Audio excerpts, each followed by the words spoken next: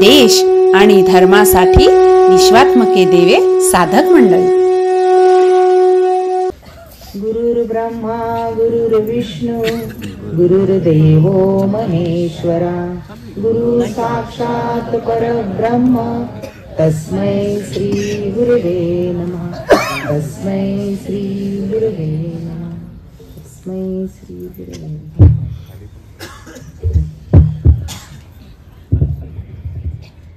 आजच्या सेवेतला हा दुसरा परिपाठ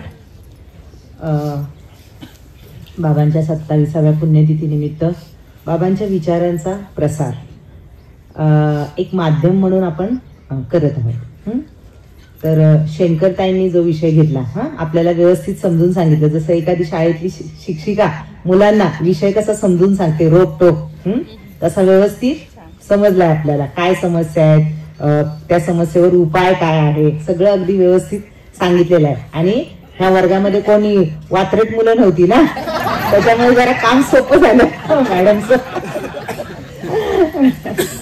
छान सांगितला विषय। तर ताईंनी आपल्या जीवनामध्ये समस्या कुठल्या आहेत हे सांगितलं, बरोबर, आणि त्या समस्येवरचा उपाय पण सांगितला। तर समस्या सांगितल्यात, समस्या आपल्याला भेडसावत असतात, समस्या आपल्याला माहित आहे, समस्येवरचा उपाय सांगितलाय की ते ज्ञान पैगा बरवे, जरी मनी अथिया नावे तरी संताया भजावे सर्वस्वेसी। सगळ्या समस्यावर उपाय ते ज्ञान आहे, बरोबर आहे। कुठलं ज्ञान आहे ते बघा आता इथे ज्ञान म्हटलं की बाहेर ज्ञानाचा किती बाजार चाललाय आपल्याला माहिती आहे। ज्ञान दोन प्रकारचे आहे बघा, एक आहे ते क्षणिक ज्ञान आहे आणि एक आहे ते शाश्वत ज्ञान आहे। आता क्षणिक ज्ञान कसलं असतं ते क्षणिक ज्ञान? तर बघा, आपण शाळेत जातो, शिक्षण घेतो, पोटापाण्यासाठी उद्देश काय असतो आपला 12वी नंतर की काहीतरी प्रोफेशनल कॉलेज, आपल्याला काहीतरी एक पोटापाण्याची कायमची सोय व्हावी ह्या उद्देशाने आपण ते घेतो का काय शिक्षण मिळावं म्हणून घेतो ते ज्ञान? नाही, पोटापाण्याची सोय व्हावी म्हणून घेतो, म्हणजे पोट भरण्याचं ज्ञान। बाहेर जे काय ज्ञान आहे ते काही आपण बिझनेस करू, काय करू, ह्याच्यात डोकं लावू, त्याच्यात डोकं लावू, कशासाठी? फक्त पोट भरण्यासाठी, म्हणजे पैसे मिळवण्यासाठी करतो। पैसे कशासाठी मिळवायचे आपल्याला? पोट भरण्यासाठी। म्हणजे हे जे ज्ञान आहे ते कशासाठी चाललेलं आहे? पोट भरण्याचं ज्ञान आहे, बरोबर आहे। मग आता हे पोट भरण्याचं ज्ञान कुठपर्यंत कामाला येणार आहे? कुठपर्यंत? जोर पोट आहे तोपर्यंत। पोट कुठपर्यंत आहे? पोट कुठपर्यंत आहे? जोर शरीर आहे तिथपर्यंत, बरोबर। शरीर गळून पडलं की पोट बी गेलं आणि पाठ बी गेली आणि ते ज्ञान बी गेलं। म्हणजे हे पोट भरण्याचं जे ज्ञान आहे ते पोटाबरोबर शरीराबरोबर गळून जाणार आहे ना। म्हणजे हे क्षणिक आहे, तात्पुरतं आहे, त्याचा काय उपयोग आहे? शरीर गळून पडल्यावर त्याचा काय उपयोग आहे? मग शरीर गळून पडल्यावर ज्या ज्ञानाचा उपयोग आहे ते शाश्वत ज्ञान, ते आत्मिक ज्ञान। मग हे ज्ञान काय शिकवतं आपल्याला की तू जन्माला कशासाठी आलायस, तुला जगायचं कशासाठी आहे आणि तुला मरायचं कशासाठी आहे। बघा, नुसतं जगायचं ज्ञान नाही शिकवत, तर तुला मरायचं कशासाठी आहे? तर त्या ईश्वरामध्ये, तुझ्या स्वरूपामध्ये लीन होण्यासाठी तुला मरायचं आहे। हा देह तुला ठेवायचा आहे कशासाठी? हा प्रारब्धाचा देह कशासाठी ठेवायचा आहे ना? देह प्रारब्ध संपलं की देह गळून पडणार, म्हणजे आपण मरणार, म्हणजे देह ठेवणार आपण। मग काय करायचं? कशासाठी? तर त्या ईश्वरामध्ये, त्या स्वरूपामध्ये विलीन होण्यासाठी। तर हे जे ज्ञान स्वरूपामध्ये, रूपाला येऊन स्वरूपामध्ये विलीन होण्याचं जे ज्ञान आहे हे शाश्वत ज्ञान आहे आणि ते आपल्याला संतांच्याकडूनच मिळतं। तर बघा, आता ह्या शाश्वत ज्ञानाचा उद्देश काय आहे? आता क्षणिक ज्ञान सोडून देऊया आपण, ते एक्झाम्पल म्हणून दिलं मी। आता शाश्वत ज्ञानावर येऊया की ह्या शाश्वत ज्ञानाचा उद्देश काय आहे? आपण जन्माला आलो, आपण म्हणतो आमचं तर सगळं चांगलं चाललंय, काय एवढी आम्हाला पोटापाण्याच्या ज्ञानाने ठीकठाक चाललंय आमचं, काय एवढी शाश्वत ज्ञानाची गरज अशी काय वाटत नाही आम्हाला। मग ही गरज कधी वाटेल आपल्याला? बघा, शाश्वत ज्ञान घेण्याची गरज कधी वाटेल आपल्याला? शाश्वत ज्ञानाचा उद्देश काय आहे बघा। तर बाबांनी त्याच्यासाठी दृष्टांत दिलेला आहे की आपण पूर्वी कोण होतो? आपले पूर्वज कोण होते? माकड। तर माकडाचं हळूहळू काय झालं? माणूस। बघा, मग आता माणूस म्हणून आपल्याला जन्म मिळाला आहे, मनुष्य म्हणून आपल्याला जन्म मिळालेला आहे। म्हणजे तुम्ही जन्माला कशासाठी आलात आणि तुम्हाला आता कसं जगायचंय आणि कसं मरायचंय। तर तुम्ही माणूस म्हणून जन्माला आलात, उत्क्रांती घडत आली आणि आता ह्या माकडाचा आपण माणूस झालोय, बरोबर. माकडाचा माणूस झालाय म्हणजे ते टप्पे आपण पार केलेले आहेत. आता माणसाचा आपल्याला देव व्हायचंय आणि देवाचा पुढे जाऊन संत व्हायचंय. म्हणजे माकड, माणूस, देव आणि संत असा प्रवास आपल्याला ह्या ज्ञानाच्या जोरावर, ह्या ज्ञानाच्या सामर्थ्यावर आपल्याला तो प्रवास करायचा आहे. मग हे सहज शक्य आहे का? माकडाचा देव होणं, संत होणं हे सहज शक्य होईल का? नाही. तर बाबांनी सांगितले की त्याला उत्क्रांती, क्रांती आणि उत्क्रांती. क्रांती म्हणजे सडन चेंज, अचानक झालेला जो बदल आहे, काहीतरी उठाव होतो वगैरे, त्याला क्रांती म्हटलंय. आणि उत्क्रांती म्हणजे हळूहळू हळूहळू हळूहळू होणारा बदल. मग हे जे माकडापासून माणूस होण्याचं जे प्रोसिजर आहे ते पण उत्क्रांतीतून घडलंय ना. किती हजारो वर्षापूर्वी आपले पूर्वज माकड होते. आता मागच्या पिढीला माकड होते? माझे आई वडील काय आजोबा माकड होते? नाही ना. खूप वर्षापूर्वी. म्हणजे हळूहळू हळू ते उत्क्रांतीने आपण माकडाचा माणूस झालोय.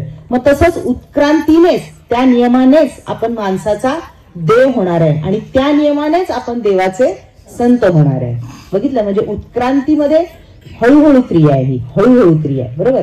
जसं बाबांनी दृष्टांत दिलाय की ध्रुव बाळाचं, तो त्याला लगेच 5 वर्षाचं त्याला रूपाचा साक्षात्कार हवा होता म्हणून तपश्चर्याला बसला तो. तर त्याला लगेच तो साक्षात्कार, रूपाचं दर्शन झालं. मग बाकीचे सगळे म्हणायला लागले हा एवढा छोटा आहे, त्याला लगेच कसं काय दर्शन झालं?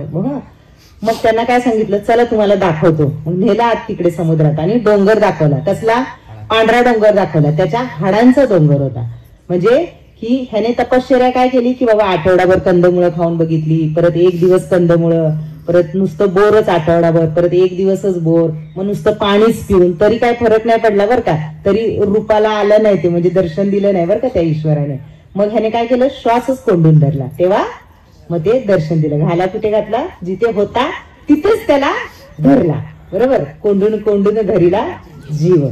मग अशी त्याने तपश्चर्या केली. मग ह्यांना लगेच वाटलं, पण ते लगेच आहे का, कितीतरी हजारो वर्षापासून तो जन्माला यायचा, तपश्चर्या करायचा आणि मृत्यू व्हायचा, तेव्हा ते हाडां तिथे टाकायची डोंगरावर. असे होऊन होऊन होऊन तो हाडांचा डोंगर तयार झाला होता. म्हणजे त्याला त्या भगवंताचं दर्शन, साक्षात्कार होण्यासाठी कितीतरी हजारो जन्म घ्यावे लागले, तेव्हा त्याला ते दर्शन झालं. आणि बाह्य रूपाने कसं वाटत होतं की हा एवढा छोटा आहे आणि ह्याला कसं दर्शन झालं.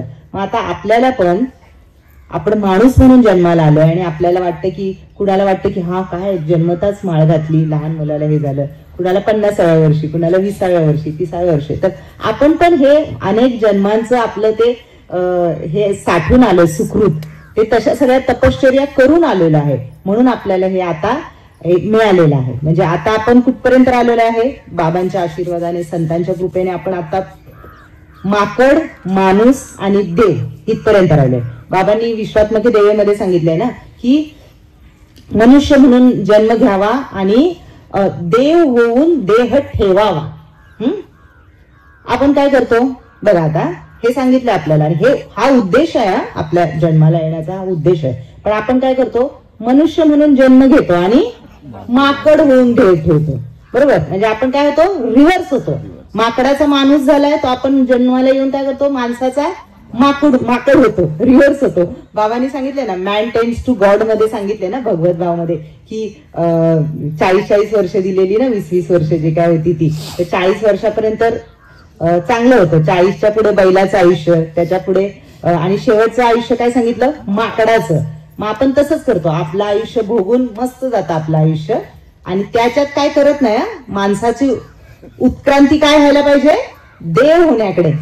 पण ती न होता आपण काय करतो, रिव्हर्स गिअर टाकतो आणि कुठे जाते आपली रिव्हर्स उत्क्रांती होते. आपण माकड म्हणून देह ठेवतो.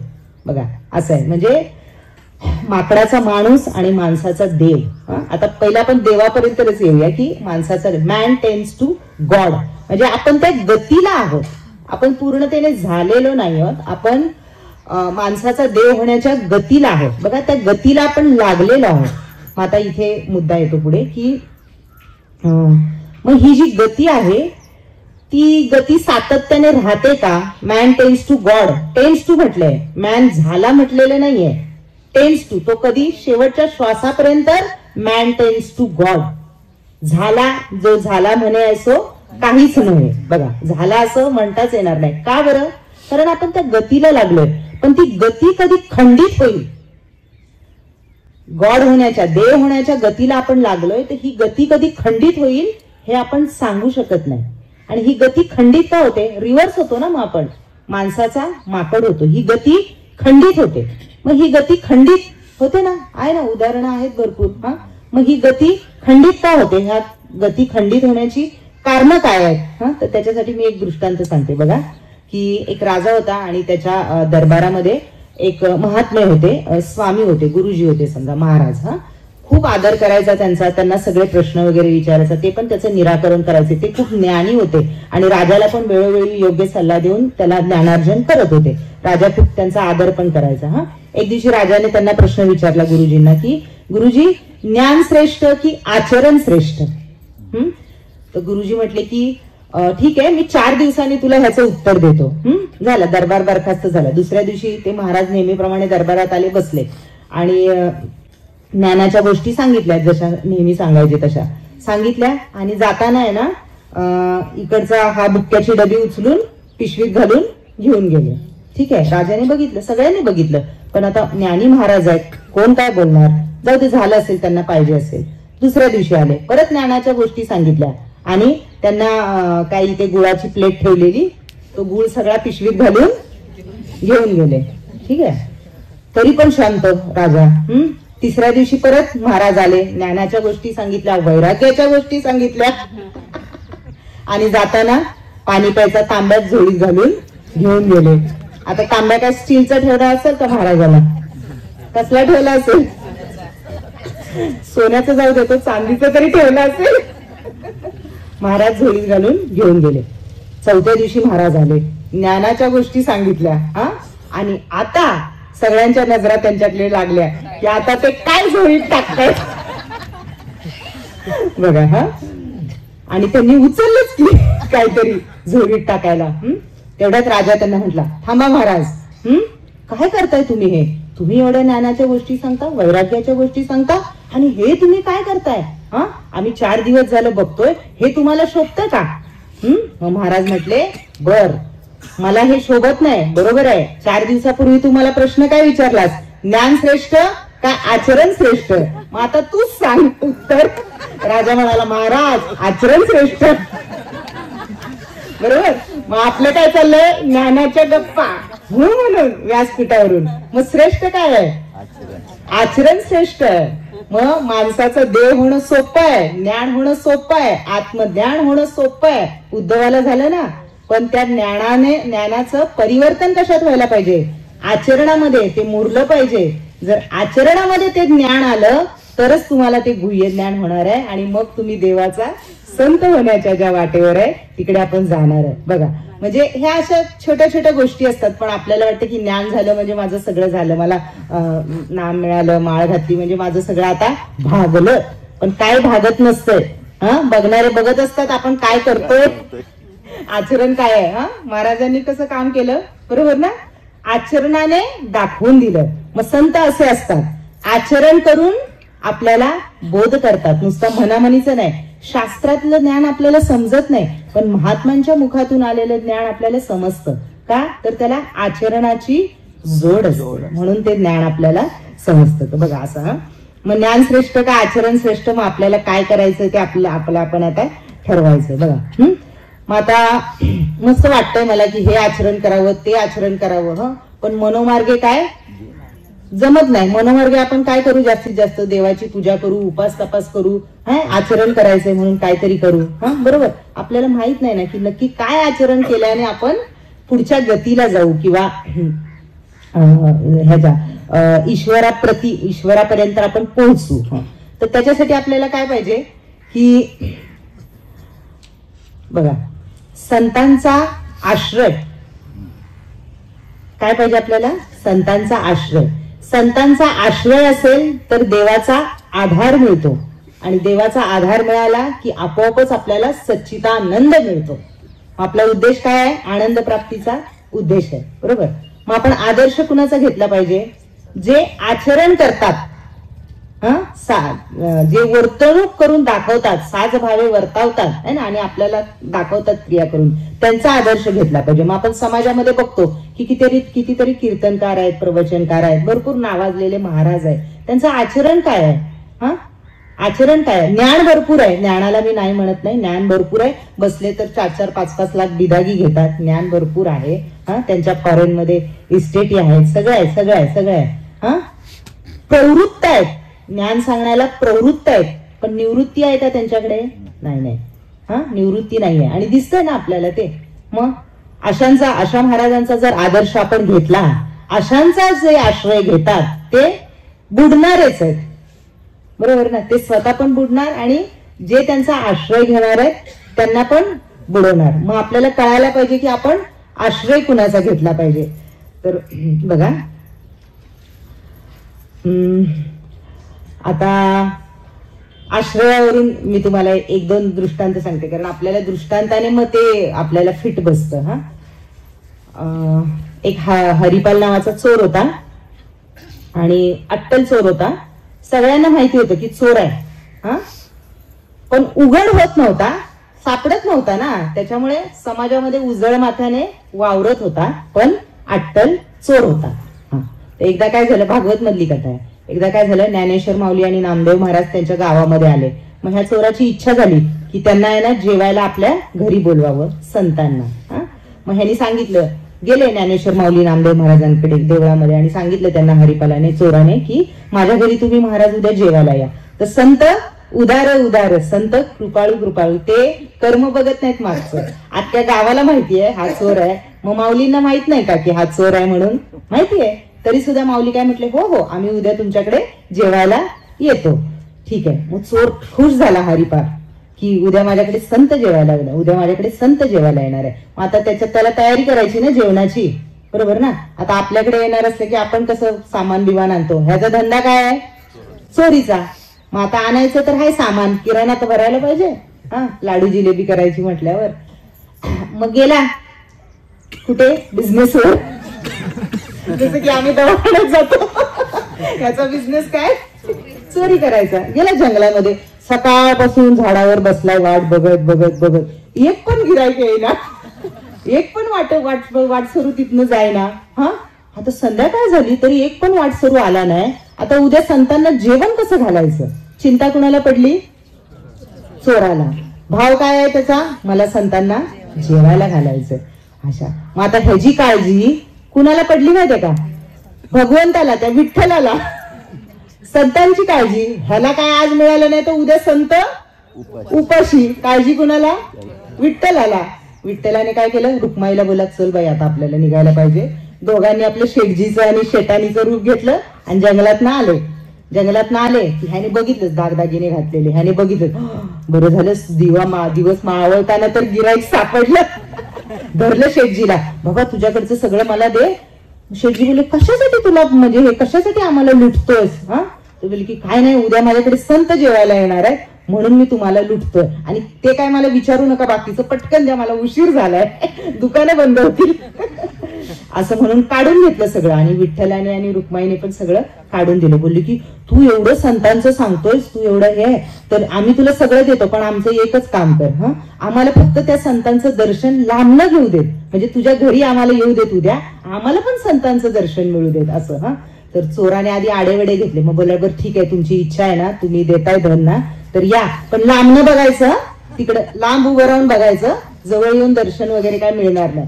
मग देव म्हटले की बरं ठीक आहे चालेल.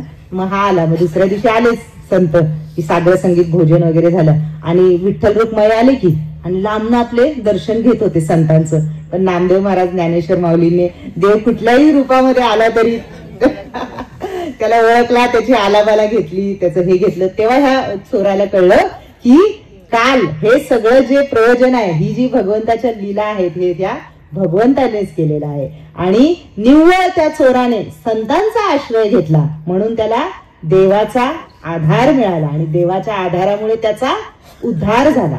मग बघा, आपण पण अट्टल चोर आहोत.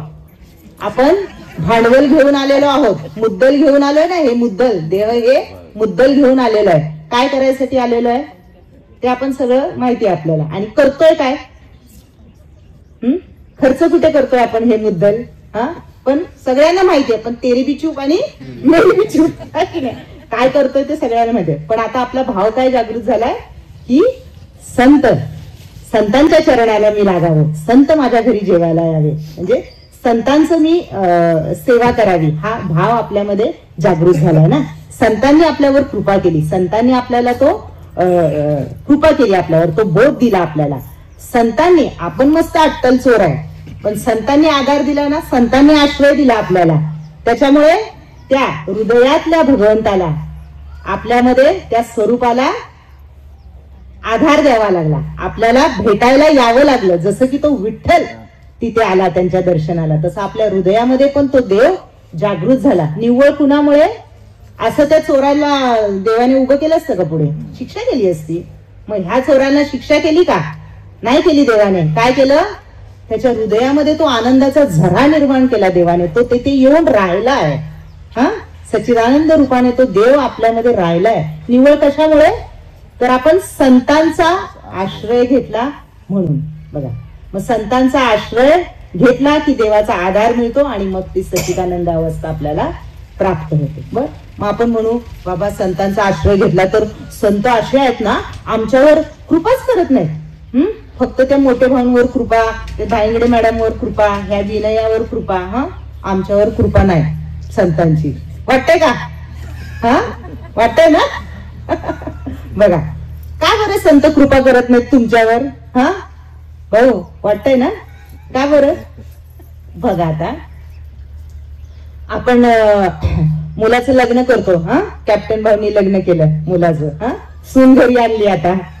बरोबर, सून घरी आणली. आणि आपण पण लग्न करून सून म्हणून गेलो ना कुणाच्या तरी घरी. आणि काय करतात सुना? सुना काय करतात? ह्यांना चांगलं माहिती आहे. काय करतात?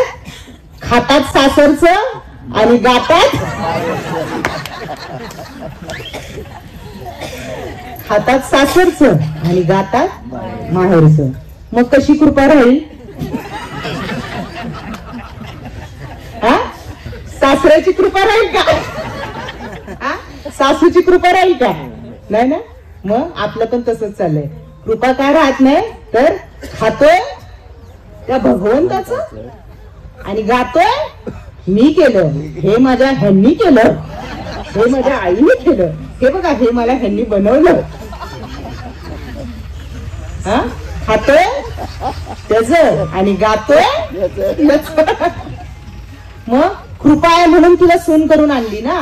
म्हणजे तुझ्यावर कृपा आहे म्हणून तुला सून करून घरी आणली ना. तुला तो मान दिला. नुसतं गळ्यात मंगळसूत्र घातलं तर इस्टेटीची मालकीन झाली ती. झाली का नाही? मग आपल्याला पण कृपा केली म्हणून अट्टल चोर होतो तरी कृपा करून साधक करून घेतलं. सगळं घबाड उघडं केलं. धन्याचा तो माल केलं ना उघडं आपल्यासाठी, चोरांसाठी. तरी पण खायचं तिकडचं, खायचं संतांचं आणि गायचं प्रपंचाचं. ही कुठली पद्धत आहे? कशी कृपा राहील? त्यांना बरं वाटेल? खायचं संतांचं आणि गायचं प्रपंचाचं. मग गायचं पण संतांचेच विचार, मग प्रपंचाचे विचार का म्हणून डोक्यात पाहिजेत? डोक्यामध्ये संतांचे विचार पाहिजेत. जर खातो संतांचा तर विचार पण संतांचेच पाहिजे. मग त्यांना वाईट वाटत असेल का नाही? सून खाते सासरचं गाते माहेरचं तर काहीतरी वाटतच असेल ना सासरच्यांना. विचार करा. म्हणजे एक व्यवहारातला मी दृष्टांत दिलेला आहे हा. मग तसंच आपण पण खातोय त्या परमेश्वराचं आणि गातोय आपलंच मीच, मीच. मग त्या भगवंताला, त्या संतांना काहीतरी वाटतच असेल ना. तुमच्यावर कृपा केली आहे म्हणून तुम्हाला इथे आणून बसवलंय. आणि तरी जर तुमचं आचरण, बघा कुठे आलं? आचरणावर आलं. जर आचरण जर व्यवस्थित नसेल तर काय खरं नाही. मग असा हा संत महिमा आगाध आहे.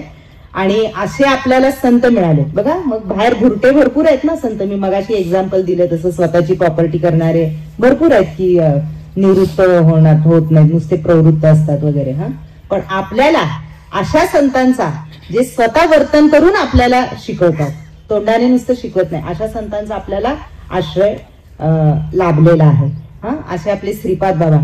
तर बाबा एक उदाहरण त्यांचं एक हे सांगतात नेहमी श्रीपाद बाबांचं की श्रीपाद बाबा हा गुरुराव माझा स्वयंप्रकाशित, त्याच्या पुढे पण चंद्र सूर्य उदासीन आहे, उदासीन त्यापुढे सूर्य आणि चंद्र. बघा म्हणजे श्रीपाद बाबा स्वयंप्रकाशित आहे, म्हणजे श्रीपाद बाबा सद्गुरु प्रकाश आहे आणि आपण काळोख आहे. आपण आपल्याला जीव म्हणून घेतो ना, म्हणजे आपण काळोख म्हणून घेतो आपल्याला, पण श्रीपाद बाबा प्रकाश आहे. तर बघा आता जर व्यवहारामध्ये बघितलं आपण तर प्रकाश काळोखाकडे येतो का काळोख प्रकाशाकडे जातो? प्रकाश काळोख, जिथे अंधार आहे तिथे आपण पंथी किंवा काय घेऊन जातो ना, म्हणजे प्रकाश काळोखाकडे जातो. काळोख उचलून उजेडात आणतो का? नाही ना, प्रकाश काळोखाकडे जातो. तसं श्रीपाद बाबा सद्गुरु आपल्याला शोधत शोधत, तो प्रकाश शोधत शोधत ह्या काळोखाकडे येतो आणि उजळून टाकतो आपल्याला. आपणासारिखे करीतो तात्काळ. आपल्याला वाटतंय आपण स्वतःला काळोख म्हणून घेतो, आपण स्वतःला जीव म्हणून घेतोय, पण ते आपल्याला जीव म्हणून शोधत नाहीयेत, काळोख म्हणून शोधत नाहीयेत, तर ते आपल्याला ब्रह्म म्हणून शोधत येतात. त्यांचं कीर्तनामध्ये पण आहे की माझ्या समोर ह्या ब्रह्माच्या मूर्ती बसलेल्या आहेत, पण मला अजून हे भाऊ दिसतात, ह्या ताई दिसतात, पण त्यांच्यासाठी ह्या ब्रह्माच्या मूर्ती आहेत. आणि अशा सद्गुरूंचा आपल्याला आश्रय मिळालेला आहे आणि मग अशा सद्गुरूंच्या मार्गदर्शनाखाली आपला प्रवास माकडापासून माणूस, माणसापासून देव आणि देवापासून संत.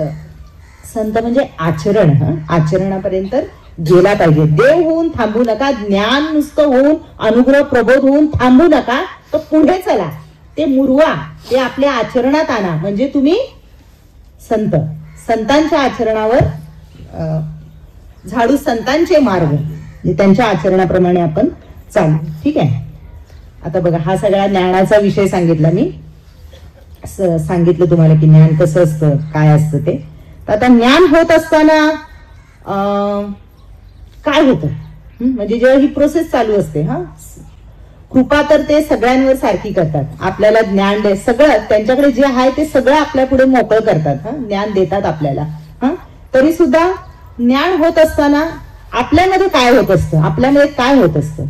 तर ज्ञान होत असताना मनुष्य असा आहे की एक सांगायला गेलं तर दुसरंच काहीतरी घडणार डोक्यात. एक ज्ञान सांगायला घेतलं की ह्याने विपरीत ज्ञान करून घेतलंच. बरोबर. आता बघा आपले वाडवडील संत सगळ्यांनी सांगितलंय ना की बाबा जन्माला येऊन तुम्ही अनुग्रह घ्या, माळ घाला, नाम घाला, सद्गुरु करा, त्याने ना तुमचं चांगलं होईल. माळ घाला, तुमचं चांगलं होईल. मग आपण ऐकलंय माळ घातली की चांगलं होतंय, मग लगेच आपण माळ घालणार. मग चांगलं काय व्हायचं असतं आपल्याला, काय इच्छा आहे आपली? माळ घातली की चांगलं होईल. काय चांगलं व्हायचंय? मला मुलं होऊ देत, मला घरदार मिळू देत, माझं नोकरी चांगलं चालू देत, माझा धंदा चांगला चालू दे, बँक बॅलन्स वाढू दे. म्हणजे काय चांगलं होईल बघा. विचार काय आहेत आपले? माळ घातली की चांगलं होईल. मग काय चांगलं होईल? हे भ्रामक कल्पना. ह्या कल्पनेमुळे मग कधी कधी ही अनुग्रह घेतला जातो किंवा सद्गुरू केले जातात. बाबांचा संदेश आहे विपरीत ज्ञान कसं होतं त्याच्यावर आहे हे, की ज्ञान झालं की प्रारब्ध संपलं. ज्ञान झालं की प्रारब्ध संपलं. झालात का खुश? झालात ना? बरं वाटलं ना? आपण अनुग्रह प्रबोध झाला की प्रारब्ध संपलं, बरं वाटलं आपल्याला. पण असं नाही. बाबांनी मोठा पॉज घेतला आणि लिहिलंय असं नाही. अरे मग कसं? मग कशाला ज्ञान घेतलं आम्ही? ज्ञान झालं की प्रारब्ध संपलं असं नाही. बघा आता जर तसं असतं तर काय झालं असतं मी सांगते, मग तुम्हीच म्हणाल बरं आहे आधी सांगितलं तेच बरं आहे. बघा आता ज्ञान झालं की प्रारब्ध संपलं असं जर आपल्याला वाटतंय तर ज्ञान झालं की प्रारब्ध संपलं. प्रारब्ध संपलं म्हणजे काय? ते सुखदुःखाचे भोग संपले. प्रारब्ध संपलं म्हणजे भोग संपले. भोग कुणाच्या साह्याने आहेत? कुणाच्या योगाने आहेत? भोग भोग भोगतोय ना सुखदुःखाचे. कशाच्या योगाने भोगतोय? शरीराच्या योगाने भोगतोय. मग जर प्रारब्ध संपलं तर शरीर संपणार. शरीराचं काय काम आहे? जर प्रारब्ध संपलं तर शरीर संपणार, गळून पडणार. शरीर गळून पडलं म्हणजे काय झालं? मरण आलं. बरोबर ना? म्हणजे ज्ञान झालं म्हणजे प्रारब्ध संपलं म्हणजे काय झालं? मरण आलं. आता चालेल का तुम्हाला प्रारब्ध संपलेलं? नाही ना. अहो ज्ञान झालं की प्रारब्ध संपणार आहे, चांगलं आहे ना. पण प्रारब्ध संपलं की काय होणार आहे? देहबाद होणार आहे ना, मरण येणार आहे. मग चालतंय का तुम्हाला? असं पण नको व्हायला. अरे बापरे. पण बाबांनी सांगितले असं नाही. बघा असं नाही. आता कितीतरी आपण उदाहरणं बाबांनी सांगितलेली की आमचे बाबा गेले, बंटी गेला, आपले आप्तजन जातात असं. तर ते काय ज्ञान झालं म्हणून गेले का? नाही, त्यांचं प्रारब्ध संपलं म्हणून ते गेले. आता ह्याच्यामध्ये आपण विपरीत ज्ञान कसं करून घेतो की ज्ञान झालं की माणूस मरतो, है ना. आता जसं मी स्पष्टीकरण दिलं की नाही, प्रारब्ध संपलं की शरीर गळून पडतं म्हणजे मेलो. मग विपरीत ज्ञान काय करून घेतो आपण? ज्ञान झालं की माणूस मरतो. मग बाबांचे पाहुणे आहेत का आजऱ्याचे, त्यांना बाबा बोलले होते की माळ घाला. तिकडे अहो माळ आमच्या ह्याच्यात धार्जिन नाहीये. मला पण आधी वाटायचं धार्जिन नाही, धार्जिन नाही म्हणजे काय? असं नाही, ही गोष्ट आमच्या ह्याच्यात धार्जिन नाही, ती गोष्ट ह्यांच्याकडे माळ घालायचं धार्जिन नाही. काय धार्जिन नाही? तेव्हा अहो माळ घातली, ज्ञान झालं की माणूस मरतो. हे मात्र खरं आहे म्हटलं. बर, ज्ञान व्हायला कुठे जायला लागतं आपल्याला?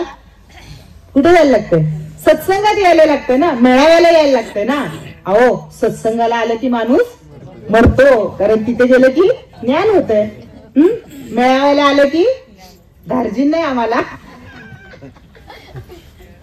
काय म्हणजे धार्जिन शब्दाचा अर्थ मला आता कळला चांगला की ज्ञान झालं की माणूस मरतो म्हणून. बघा आता मग हे असं आहे तर मरतोय का आपण? नाही ना. म्हणजे ज्ञान झालं की प्रारब्ध संपलं असं आहे का? नाही. ज्ञान झालं तरी प्रारब्ध भोगतोय ना आपण, म्हणजे आपण मरत नाहीये. झाला? तुम्ही ऍग्री झाला? ज्ञान झालं की प्रारब्ध संपलं असं नाही, बरोबर? प्रारब्ध भोगायचंय. ओके, ठीक आहे. आता बघा मी एक प्रमाण सांगते.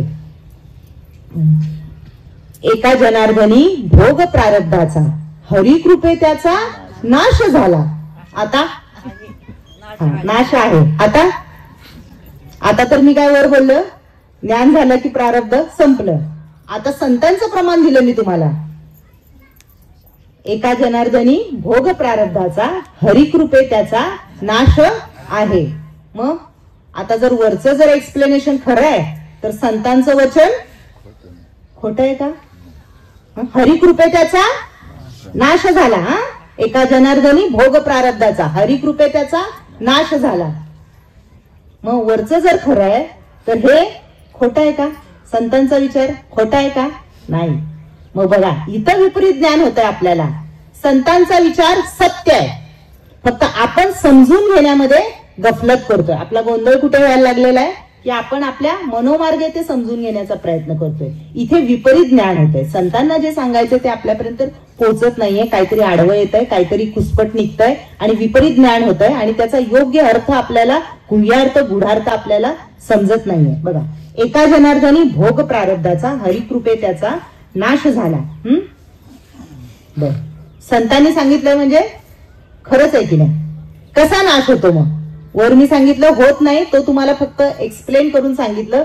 बाह्यार्थाने शब्दार्थाने सांगितलं की मी शरीर मरतं, प्रारब्ध संपलं म्हणजे शरीर मरतं. पण गुढार्थ बघा काय आहे की एका जनार्दनी भोग प्रारब्धाचा हरिकृपे त्याचा नाश झाला. गुढार्थ काय आहे? जेव्हा आपल्याला ज्ञान होतं तेव्हा आपल्या प्रारब्ध संपतं. कसं संपतं? त्याची जाणीव संपते ना. बघा, ज्ञान झाल्यावर काय भोग येतात, सुखाचे दुःखाचे, काय वाटतं का आपल्याला? नाही ना. जाणीव, त्याची जी जाणीव आहे ना ती संपते. मग सुख येऊ दे नाही तर दुःख येऊ दे, पटापट हे भोगून संपवायच्या मार्गाला आपण लागतो. बघा, आता मोठे मोठे ऑपरेशन्स होतात. कशी क्रिया, संत क्रिया कशी असते बघा याची. प्रारब्धाचा नाश करायची संत क्रिया कशी आहे? की म्हणजे फिजिकली ते नाश करत नाही तर कसं नाश करतात. आता मोठं ऑपरेशन आहे, एखादं पोटाचं मोठं इंटेस्टाईनचं ऑपरेशन आहे, तर आपल्याला हिथून हितपर्यंत पूर्ण मोठा कट घेऊन मोठे अगदी 20-25 स्टिचेस वगैरे टाकून ते आपल्याला ऑपरेशन करावं लागतं. मग डॉक्टर काय करतात, पहिली भूल देतात. भूल देऊन मग एकदा पेशंटला भूल दिली की मग त्याचा जो काय भोग आहे त्याला कट करा, सगळं काढा, हे करा, पुन्हा त्याला शिवा. त्यांना काय वाटत नाही बरं का, ते जसं आहे तसं. आणि इथं पेशंटला काय वाटतंय का, पेशंट योग निद्रा घेत असतो आणि डॉक्टर आपलं काम करून त्याची व्याधी मुक्त करून त्याला योग्य म्हणजे व्यवस्थित करतात. बरोबर आहे. मग तसंच आहे इथे, एका जनार्दनी भोग प्रारब्धाचा. जेव्हा तुम्हाला हे ज्ञानाचं नामाचं इंजेक्शन दिलं जातं भुलीचं, आणि मग येऊ देत ना कुठला पण भोग प्रारब्धाचा. बरोबर आहे ना, वाटतंय का काय आता, आणि असं जर भूल न देता ऑपरेशन करायचं म्हटलं, अहो इंजेक्शन द्यायचं म्हटलं तर आम्हाला लाता खायला लागतात. साधी एक सुई टोचायची म्हटली ना, बारकी पोरं लातच मारतात सरळ, आणि मोठी माणसं पण अरे बापरे बापरे. म्हणजे सांगते, म्हणजे सुई टोचायच्या भीतीने. मग इथे जर भूल न देता मोठं ऑपरेशन करायचं म्हटलं तर शक्य आहे का ही गोष्ट, अशक्य आहे. माणूस मरणारच. मग काय करणार, डॉक्टरांच्या हातात काय नाहीये, तो मरणारच. त्या प्रारब्धाने आपण मेलोच असतो, ह्या प्रारब्धाने सुखदुःखाच्या भोगाने आपण मेलोच असतो. पण एका जनार्दनी, त्या जनार्दनाने, त्या सद्गुरूने आपल्याला ज्ञानाचं इंजेक्शन दिलेलं आहे, आणि म्हणून ह्या भोगाचं आपल्याला काहीच वाटत नाही. आणि अशा प्रकारे ज्ञान झालं की प्रारब्ध संपतं, म्हणजे त्याची जाणीवच होत नाही आपल्याला. खरंच बघा, आता इथे सभा मंडपामध्ये लोक आहेत, वाटतं का हो काय एखादी गोष्ट आपल्याला मिळाली नाही मिळाली, नाही. आपला एकच उद्देश, कर्माचा सिद्धांत आपल्याला समजलेला आहे की जे काय मी आता भोगते ते दुसऱ्या कुणाचं नाही, माझंच आहे. आधी काय वाटायचं, मला काय हे नाही तर त्याने मला नजर लावली, ते माझं चांगलंच बघत नाही, ह्यानी असं केलं.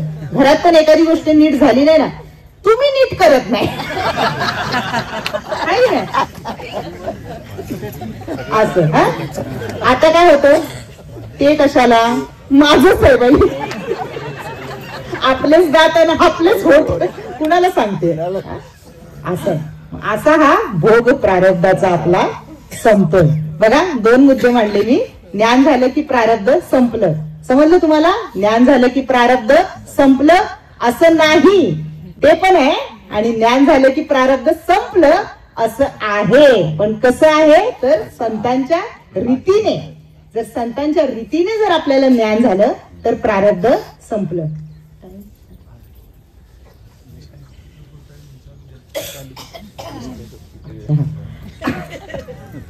प्रारब्ध संपलं असं आहे बघा. आता तर मग आता शहाणे असला तर ज्ञानाचा आणि प्रारब्धाचा काय संबंध नाही, तर ज्ञानाचा आणि जीवन मुक्तीचा संबंध आहे.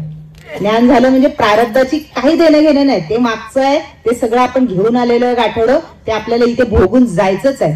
तर ज्ञानाचा आणि जीवन मुक्तीचा संबंध आहे. म्हणजे इथून पुढे आपलं जीवन कसं मुक्त होईल, आपण जे जन्माला आलोय तर अजून नवीन संचित कसं आपल्याकडून निर्माण होणार नाही, ही ती क्रिया आहे. नैष्कर्म्य स्थितीची ही जी क्रिया आहे, ह्याच्याने जीवन मुक्त होणार आहे आपण. तर ज्ञानाचा आणि जीवन मुक्तीचा हा संबंध आहे. बघा, आता ज्ञान ज्ञान चाललंय आपलं, तर ज्ञान कशाला म्हटलेलं आहे बघा.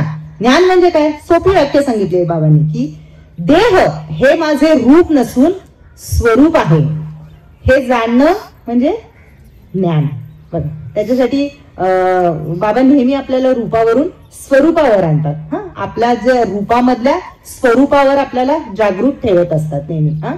आणि ते स्वरूप अंतरंगामध्ये आहे आणि तिथे ती जागृती झाली पाहिजे. बाह्यांगाने जागृती बोंब मारून होणार आहे का, नाही, अंतरंगामध्ये ती जागृती झाली पाहिजे.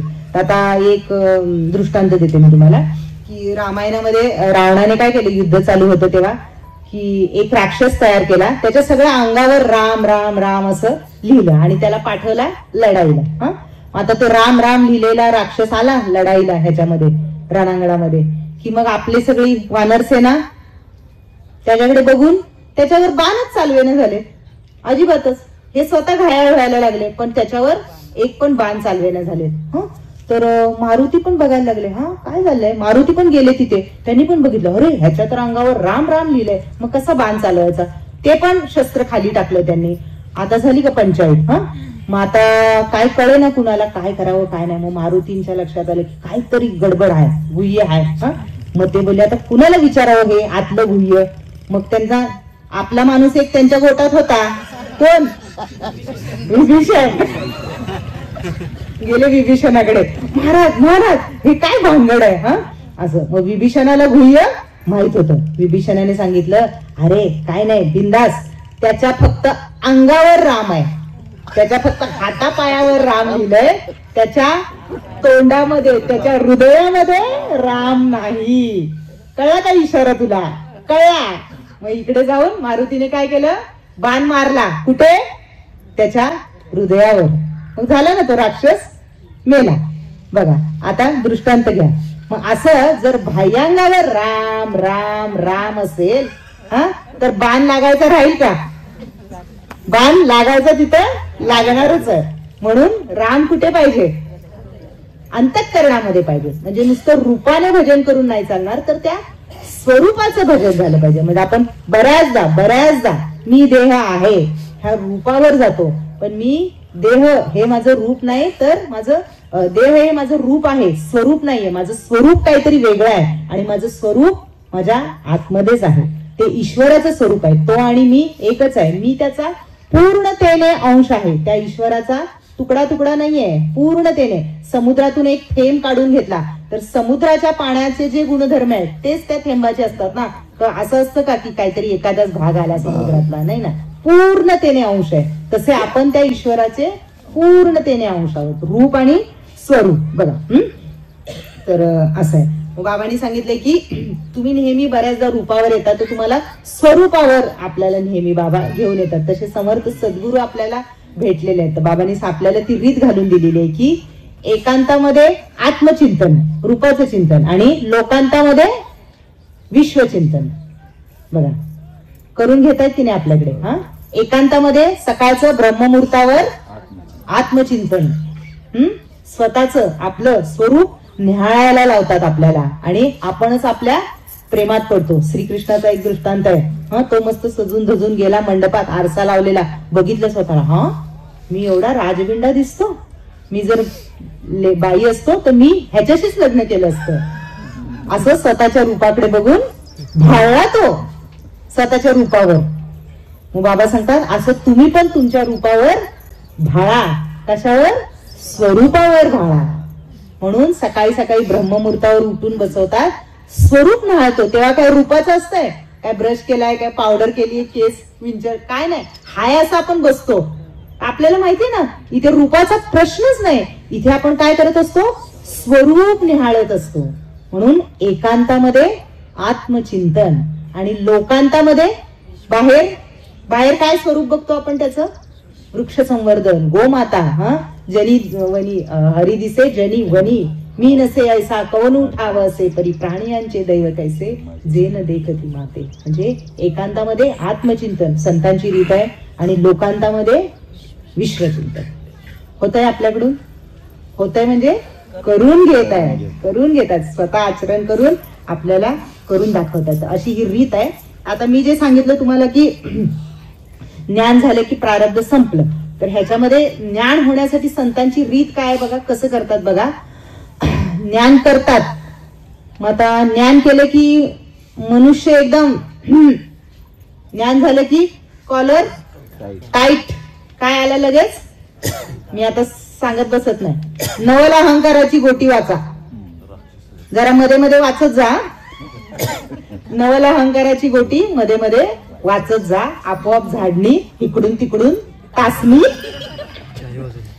होते. बरोबर आहे. ज्ञान झालं की काय होतं ते मी सांगते की ज्ञानाची रीत कशी आहे संतांची. मी सांगितलं ना आता मनुष्य कसं आहे, साधक कसे आहेत सांगितले. लगेच ज्ञान झालं की कॉलर टाईट, पण त्यांची परत कॉलर खाली करायची आहे. हे सगळं भार कुणावर टाकलाय आपण? संतांवर, सद्गुरूंवर. आपण नुसतं निवांत बसलेलो असतो. त्यांनाच काळजी आहे की आपण खाली घसरायला नको, आपण वर जायला पाहिजे. काळजी कुणाला? त्यांना. बघा आता एक दृष्टांत सांगते यशोदा मातेचा.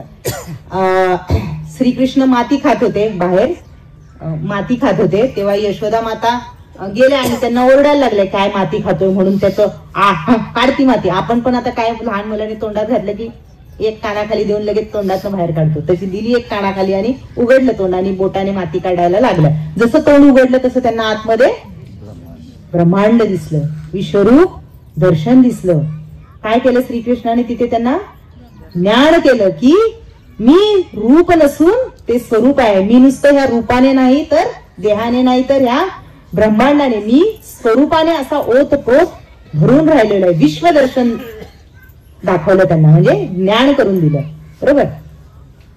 आणि ज्ञान करून दिलं आणि परत तसंच ठेवलं का हो त्या मातेला? ठेवलं का? लगेच तिच्यावर काय केलं? मत्त छू लगेच तिच्यावर पडदा टाकला मायेचा. आणि लगेच ती जागी झाली. परत एक धपाटा. काय बरं असं केलं? ज्ञान तर दिलं ना मातेला, परत माया काय टाकली? अहो मग दूध आणि ताक आणि लोणी कसं खायला मिळालं असतं? माया टाकली का तर कार्य करायचं होतं ना यशोदा मातेला. ह्या श्रीकृष्णाला तिच्याकडून कार्य तिच्या हातचं खायचं होतं, तिच्याकडून कार्य करून घ्यायचं होतं. तशीच ठेवलं असतं ज्ञानामध्ये तर मातेने काय पुढचं केलं असतं का? मातेला कार्य करण्यासाठी ज्ञानावर पडदा मायेचं आवरण आलं. मग ही संतांची रीत आहे. आपल्याला ज्ञान करतात, ज्ञान देतात. बघा आता परत आपण विषयाकडे येऊया. आपल्याला ज्ञान देतात. संत रीत कशी आहे, संत क्रिया कशी आहे समजून घ्या. आपल्याला ज्ञान देतात, ज्ञान झालं की आपलं प्रारब्ध संपतं म्हटलं आपण. प्रारब्ध संपतो म्हणजे शरीर प्रारब्ध चालू राहतं, म्हणजे शरीर चालू राहतं. शरीर चालू राहतं म्हणजे काय? आपले ज्ञान झालं तरी श्वास चालू राहतात.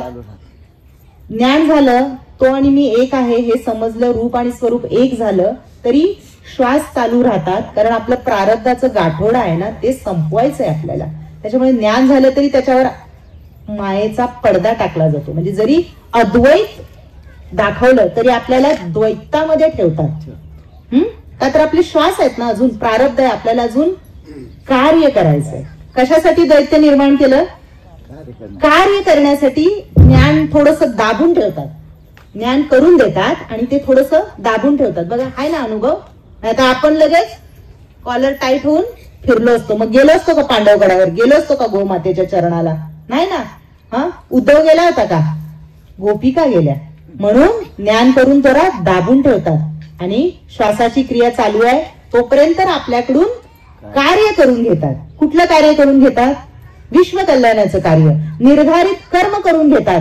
तेव्हा तुम्ही नैष्कर्म्य स्थितीला पोहोचता. आणि श्वास संपले की आपोआपच तुमचा देह, तुमचं प्रारब्ध संपलं, श्वास संपले की आपोआपच तुमचा देह गळून पडणार आहे. देह गळून पडला की तुम्ही, ते रूप आहे ना, देह हे रूप आहे, मग तुम्ही परत स्वरूपामध्ये विलीन होणार आहेत. म्हणजे शेवटच्या श्वासाला तुम्हाला परत ते ज्ञानावर आणतात, स्वरूपावर आणतात. अशी ही संतांची क्रिया आहे की पहिले रूप जेव्हा असतं तेव्हा ज्ञान करून देतात. रूप आणि स्वरूप एक आहे हे सांगतात, थोडं दाबून ठेवतात आणि परत तुम्हाला बरं दैत्य निर्माण केलंय ना, थोडं द्वैत्य निर्माण केलंय ना, म्हणून तर आपण कार्य करतोय ना. नाहीतर आपण वैरागी होऊन बसलो असतो. म्हणजे आपण हे सगळं सोडून होतं ना, असं होऊ शकतं, पण त्यांनी तसं नाही केलेलं आहे. थोडं दाबून ठेवलंय आणि कार्य करण्यासाठी आपल्यामध्ये द्वैत, थोडे क्षार, अशुद्ध क्षार टाकून आपल्याला द्वैत्य निर्माण करून कार्य करण्यासाठी ते द्वैत्य निर्माण केलंय. आणि जसे आपले श्वास संपतील, श्वासाची ही क्रिया संपेल, तसं आपलं शरीर गळून पडलं की शेवटच्या श्वासाला, शेवटचा दिस गोड व्हावा, शेवटच्या श्वासाला आपलं रूप आणि स्वरूप आपल्याला पुन्हा स्वरूपावर आणतात. म्हणजे पुन्हा आपल्याला ज्ञानावर आणतात. असं म्हणजे ज्ञान, प्रारब्ध, शरीर, श्वासाची क्रिया आणि पुन्हा शरीर गळून पडलं की रूपाचं आणि स्वरूपाचं हे, आणि आपण स्वरूपामध्ये विलीन होतो. अशी ही संत क्रिया आहे. बघा मग कार्य करण्यासाठी फक्त आपल्याला ते द्वैतावर ठेवतात. तर ह्याची आपल्याला जाणीव पाहिजे. मग आता आपण इथे कसं राहिलं पाहिजे? आपण इथे अजून कसं राहिलं पाहिजे? आता हे सगळं आपल्याला कळलं आता की ज्ञान कसं आहे, काय प्रारब्ध काय आहे, आपल्याला काय करायचंय वगैरे. आता आपण इथे कसं राहायचंय? तर बाबांनी सांगितलेलं आहे की आता सगळं तुम्हाला समजलेलं आहे, सगळं तुम्हाला दिलेलं आहे. आता नुसतं हे कार्य करत राहायचंय. पण हे कार्य करत असताना प्रारब्धाला जे सुखदुःखाचे भोग येतील, जे आपल्या मागच्या ह्याच्याप्रमाणे जे भोग आहेत त्यांना नावं ठेवायची नाही. प्रारब्धाच्या भोगाला बोट मोडायची नाहीत प्रारब्धाच्या नावाने, त्याला शिवशाप द्यायचे नाही. बघा, प्रारब्धाच्या नावाने, हा म्हणजेच कुणाच्या नावाने? आपण दुसऱ्यांच्या ह्याने खापर फोडतो ना, तसं नाही. जे आहे ते सगळं माझंच आहे हे समजून घ्यायचंय. प्रारब्धात असेल तर जे आपल्याला मिळतंय त्याचा तुम्ही भोग घ्या, आणि जर काही मिळालं नाही तर त्याची खंत वाटून घेऊ नका, त्याचं वाईट वाटून घेऊ नका. म्हणजे जैशी स्थिती आहे तैसा परी राहे, आणि कौतुक तूप आहे संचिताचे. केले कर्म तेच भोग आले ना. ह्याच्यावर कर्माचा सिद्धांत जर आपला फिक्स असेल, आपल्या माइंड मध्ये सेट असेल, तर आपल्याला काय वाटेल का? कशाचं नाही ना. मग तसं जर हे प्रारब्ध कशाचं आहे, काय आहे हे कळून घ्या. हे मागचंच आहे. मागच्या जन्मी मी पुरुष होते म्हणून आता स्त्री झाले, काय मी मागच्या वेळी शेतकरी असेल आता डॉक्टर झाले. नुसते ड्रेस चेंज करत गेलोय आपण, असं ते फक्त चेंज झालं. जे होतं तेच माझं मला भोगायला आलेलं आहे. हा विचारावर ठाम पाहिजे. अष्टसात्विक भाव जागृत झाला पाहिजे. त्या भगवंताबद्दल प्रेम निर्माण झालं पाहिजे. विषय प्रयोजन आपल्याला समजलं पाहिजे. आता कर्माचा सिद्धांत समजला पाहिजे. सूक्ष्म आणि बारीक विचार करता आला पाहिजे आपल्याला. आणि असं जर आपण राहू तर बाबांनी आपली स्तुती केली आहे की तुम्ही मग मर्मज्ञ आणि कुशल बुद्धीचे. बघा, आपल्याला वाहवा केली आहे की तुम्ही आईन्स्टाईन सायंटिस्ट ते नव्हते मर्मज्ञ आणि कुशल बुद्धीचे, तुम्ही मर्मज्ञ आणि कुशल बुद्धीचे आहे. का? तर तुम्ही हे सगळं समजून घेतलंय आणि त्याप्रमाणे तुम्ही आचरण करताय. तुम्ही हे संत क्रिया समजून घेतली आणि त्याप्रमाणे तुम्ही आचरण करताय. बरोबर. आता त्यांनी स्तुती केली की आपण लगेच फुगणार, पण बाबा लगेच टाचणी मारून ठेवतात. बाबांनी सांगितलं की कुशल आणि मर्मज्ञ बुद्धीचा असाल ना तर त्याला भीती नसते. कशाची? त्याला भीती नसते. मग बघा, आपल्याला भीती आहे का? आपल्याला अजिबात भीती नाही. अजिबात भीती नाही. भीती कुणाला असते? ज्याच्याकडे भरपूर पैसा आहे, त्याला चोरीची भीती किंवा माझ्या कुणाचं काय वाईट होईल ह्याची भीती. आपल्याला नाही. त्यांना असते. आपण मर्मज्ञ बुद्धीचे आहे ना, कुशल बुद्धीचे, आपल्याला भीती नाही. त्या अशा भरपूर भीती असतात. भीतीपोटीच माणूस जगत असतो. म्हणजे भीती हे दारिद्र्य आहे. तर बाबांनी सांगितलं की हे दारिद्र्य आपल्याकडे नाहीये. ह्या भीतीचं रूपांतर आपण वरदानामध्ये करायचं. कसं? कुठली भीती पाहिजे आपल्याला? संसाराची भीती सोडा, ते झालं गेलं, भोगायचंच आहे. सांगितलं मी आता. भीती कसली पाहिजे? की मी पांडवगडावर का जात नाही, सत्संगाला का येत नाही, किंवा विश्वकल्याणाच्या कार्यामध्ये मी सक्रिय का होत नाही, ही भीती पाहिजे. माझं भजन चुकलं तर ही भीती पाहिजे. ही भीती वरदान झाली. तुकाराम महाराज काय म्हणतात की रात्रंदिना आम्हा युद्धाचा प्रसंग, आत मन बाहेर जग. म्हणजे त्यांना पण भीती होती, पण ती भीती म्हणजे दारिद्र्य आहे. प्रापंचिक भीती हे दारिद्र्य आहे. आणि परत ते म्हणतात की आता भय न वाटे मना, समर्थाची सेवा घडली. मग इकडे ते निर्भय झाले. कधी निर्भय झाले? म्हणजे ते वरदान ठरलं त्यांना की जेव्हा तुम्ही ही भीती असेल की माझं भजन का चुकतंय, माझ्याकडून विश्वकल्याणाचं कार्य का होत नाही, माझ्याकडून संतांचं कार्य का होत नाही, संतांच्या विचारांचं आचरण माझ्याकडून का होत नाही, ही भीती आहे, तर ते वरदान आहे. तर बाबांनी एक एक्झाम्पल सांगितलंय की एक जण हाय म्हणे आपल्यातलाच, तो त्याला भीती कशाची? पांडवगडावर चुकतोय त्याची भीती नाही. तर अहो मी मस्त आलोय पांडवगडावर, पण आता घरी गेल्यावर माझी बायको काय म्हणते, माझा सत्य करणार, ही भीती. आता ही भीती वरदान आहे का दारिद्र्य आहे? दारिद्र्य. बाबा बोलतात स्वतः भीती घेतली ती घेतली, दरिद्री हाय ते हाय, वर मला काय म्हणतो, तुम्हाला माहित नाही माझी बायको कशी आहे, लय खवाट आहे म्हणजे मला भीती दाखवतोय ती त्याच्या बायकोची. म्हणजे स्वतः घाबरतोय ते घाबरतोय, दरिद्री आहे ते आहे, आणि वर मला भीती दाखवतोय, मग मला पण ओढून घेतोय. म्हणजे बघा, तर जो कुशल आणि मर्मज्ञ बुद्धीचा आहे त्याला भीती नसते. बघा, पण आपल्याला कसं प्रापंचिक विचारांचा पगडा आहे ना आपल्यावर, त्याच्यामुळे थरथर थरथर कापतो. भीती कशाची? प्रपंचाचीच भीती आहे ना. माझं प्रपंचात काहीतरी वाईट होईल ह्याचीच भीती आहे ना आपल्याला. भीती कशाची आहे? मी अधोगतीला जाईन ह्याची भीती नाहीये. भीती कशाची आहे? की माझं पैसा अडका जाईल, माझं मुलं बाळ जातील, किंवा माझं देह जाईल, ह्याची आपल्याला भीती आहे ना. हा प्रापंचिक विचारांचा पगडा आहे. म्हणजे संत एवढे विचार सांगतात तरी आपला हा पगडा जात नाही. बघा हा भाऊ, जो जीता वही हा सिकंदर, कुठला सिकंदर? हा जो जीता वही शिवाजी महाराज, जो जीता वही संभाजी महाराज, जो जीता वही लक्ष्मीबाई. हा सिकंदर कोण कुठला? काल एवढं लेक्चर ऐकलं तरी गेला का पगडा विचारांचा? हा आत्ताच्या आत्ता विचारांचा पगडा जाय ना, एवढं कालच विसरलं. हा गेला का पगडा? अहो ह्या एका जन्माचा पगडा, कधी लहानपणी ऐकलं असेल, एका जन्माचा पगडा डोक्यात फिक्स बसलाय. अनंत जन्मांचे विचार, प्रापंचिक विचार कसे घालवतात संत, कसे घालवतात, कसला बुलडोजर लावतात बघा. इथलं इथे लगेच जो जीता वही आपण बोलला.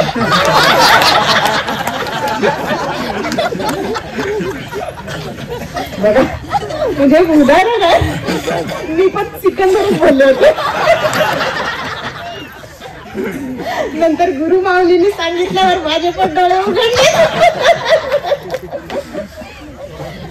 असं असा हा प्रापंचिक विचारांचा पगडा बसलेला आहे, तर तो जरा बोलायच्या आधी विचार करत जा. हा कुणाला आता काय प्रारब्धाबद्दल हे करताना विचार करत जा की तुम्ही माझं असं केलं आणि तुमच्यामुळे माझं असं झालं. कुणामुळे काय झालेलं नाहीये, आपलं जे आहे तेच भोगायला आलंय. आणि अशा स्थितीत जर तुम्ही राहाल तर तुम्ही कुशल आणि मर्मज्ञ बुद्धीचे. तर श्रीपाद बाबांनी, रायजादव बाबांनी आपल्याला असं कुशल आणि मर्मज्ञ बुद्धीचं केलेलं आहे. आपण घसरतो पण तरी ते आपल्याला ओढून ओढून स्वरूपावर आणतात आणि तिथे त्यांच्या चरणी स्थिर राहणं, पडून राहीन तये ठाई, हीच आता त्यांची सेवा. जय